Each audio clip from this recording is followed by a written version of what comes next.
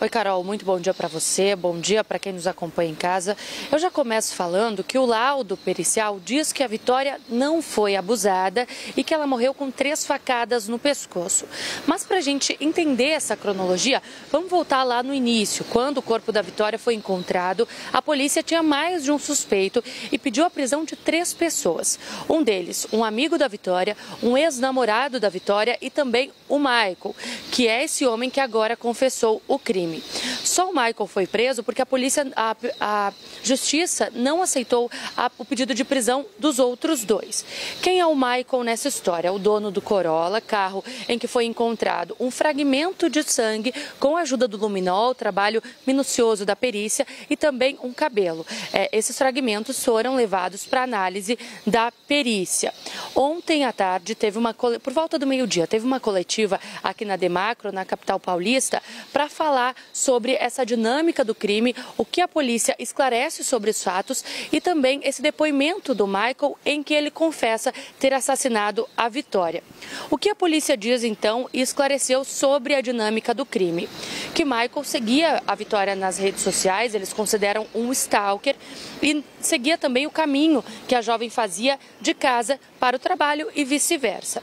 Pelas redes sociais, de acordo com a polícia, ele viu as postagens dela e viu o que ela faria naquele dia. Michael, então, vai até o final do ponto de ônibus e espera a Vitória descer do ônibus. Os 2 já se conheciam porque moravam na mesma localidade, se conheciam ali da vizinhança, é o que diz a polícia. Michael, então, convida a Vitória a entrar no carro dele e ela aceita. Tudo isso na noite do crime. Em determinado momento, a Vitória começa a se debater, tem uma espécie de agressão ali no carro e o Michael atinge o pescoço dela com golpes de faca, uma faca que ele teria no carro. Essa é a versão da polícia. A gente lembra que o que o laudo diz é que não teve abuso e que a Vitória sim morreu com golpes de faca no pescoço. O delegado falou na coletiva, isso é importante, que o primeiro golpe foi na jugular e que ele usou a expressão até que nesse caso, quando a pessoa é morta dessa forma, o sangue jorra até o teto. Mas a gente lembra que no carro dele, local em que ele teria matado a Vitória, foi encontrado apenas um fragmento de sangue com a ajuda do luminol. O delegado falou que ele teria agido sozinho nesse caso, que ele tem traços de psicopatia. Vamos assistir.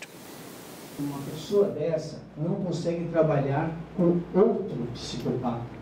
Geralmente eles são extremamente narcisistas, extremamente egocentristas e controladores. Ele não conseguiria, entre ele e o outro, ter uma empatia ou uma lealdade entre eles. Então, na literatura criminológica, fica claro que somente ele participou desse crime.